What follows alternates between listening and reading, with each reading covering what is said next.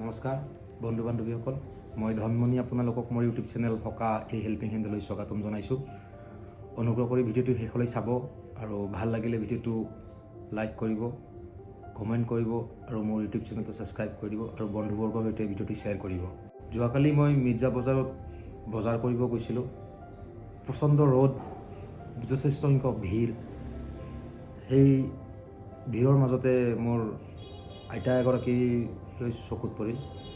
আইতাজনীয়ে সন্মুখত সৰু বস্তা এখনত কিছু কেঁচা চব্জি বিক্ৰীৰ বাবে বজাৰলৈ লৈ আনিছিলে আৰু মই আইতাজনীৰ ওচৰলৈ গৈ আইতাজনীৰ পৰা অকণমান চব্জি কিনিলোঁ আৰু আইতাজনীৰ লগত কথা বতৰা অকণমান পাতিলোঁ। আইতাজনীৰ বয়স প্ৰায় 70ৰ পৰা 80 বছৰ হ'ব। আইতাজনীৰ লগত কথা পাতি মই গম পালোঁ তেখেতৰ ঘৰ কুকুৰমৰা ওচৰৰ 1 নম্বৰ আমতলাত আৰু তেখেতৰ ঘৰত সদস্য বুলি ক'বলৈ গ'লে মাক দেউতাকবিহীন একমাত্ৰ নাতি এজন আৰু আইতাজনী, আৰু উপাৰ্জন কৰোঁতা একমাত্ৰ আইতাজনীয়ে। নাতিনীজনৰ বয়স বহুত কম আৰু সেই কণমানি নাতিজনৰ দায়িত্ব আইতাই হাতত তুলি লৈছে আৰু চব্জি বিক্ৰী কৰি যিখিনি টকা উপাৰ্জন কৰে সেইখিনিৰে নাতিজনক পঢ়া খৰচ হওক বা ঘৰখন চলোৱা খৰচ হওক, এই সকলো সমস্ত দায়িত্ব আইতাই বহন কৰিছে। আইতাজনীয়ে কোৱা মতে আইতাজনী এজন ল'ৰা আছিলে। তেখেতে অসম পুলিচৰ বেটেলিয়নত কৰ্তব্যৰত আছিলে। বহু বছৰ আগত তেখেত ঢুকোৱাৰ পিছত ডিপাৰ্টমেণ্টৰ ফালৰ পৰা যিখিনি সা সুবিধা পাব লাগে বা পেঞ্চনৰ ক্ষেত্ৰতে হওক বা অন্য কোনো চৰকাৰী সা সুবিধা, এই সকলোৰ পৰা আইতা বঞ্চিত থাকে। বহুত কষ্ট কৰি আইতাই ঘৰখন চলাইছে আৰু সকলো আশা বাদ দি আইতাই চব্জি বেচাটোৱে জীৱিকা বুলি বাছি লৈ জীৱন নিৰ্বাহ কৰি আছে।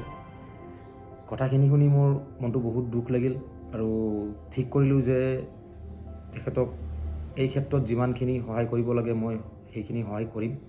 মই আইতাজনীক এটা উপদেশ দিলোঁ যে আপুনি এখন এপ্লিকেশ্যন লিখিব আমাৰ অসম আৰক্ষীৰ মাননীয় সঞ্চালক প্ৰধান বিষয়ালৈ।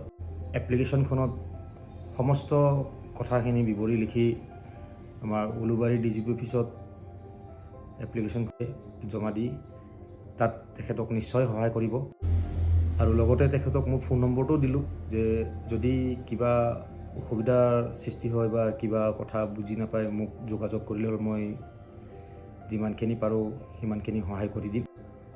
গধূলি সময়ত মোৰ তাতে আইতাজনীৰ ফোন আহিল আৰু ক'লে যে এপ্লিকেশ্যনখন মই লিখি দিব লাগে আৰু মই কৈছোঁ আইতাজনীক হ'ব ঠিক আছে মই লিখি দিম। হয়তো আইতাজনীয়ে ভাঙি যোৱা সপোনবোৰ পুনৰ দেখিবলৈ চেষ্টা কৰিছে, আশা অকণমান কৰিছে।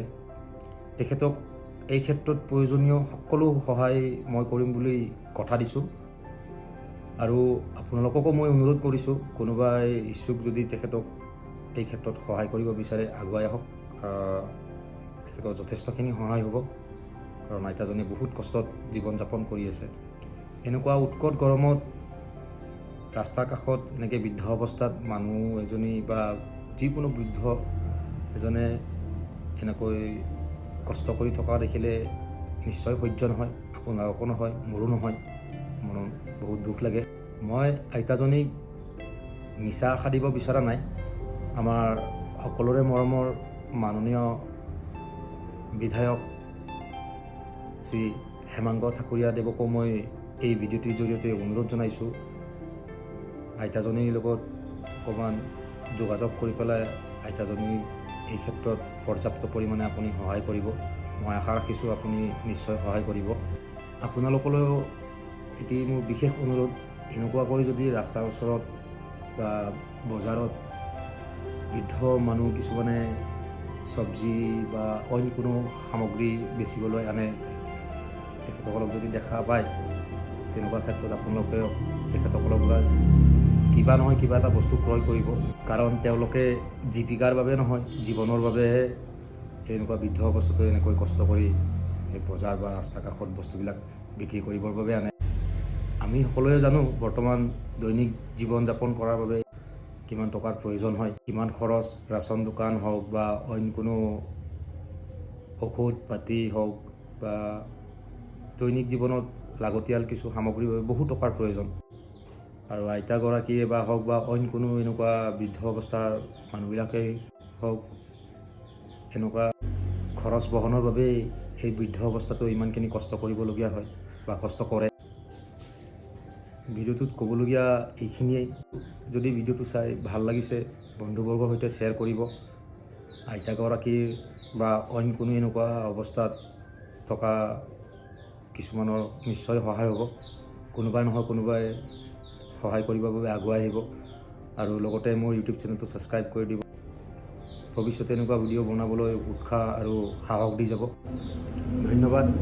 জয় অসম, জয় হিন্দ, বলিদান পৰম ধৰ্ম।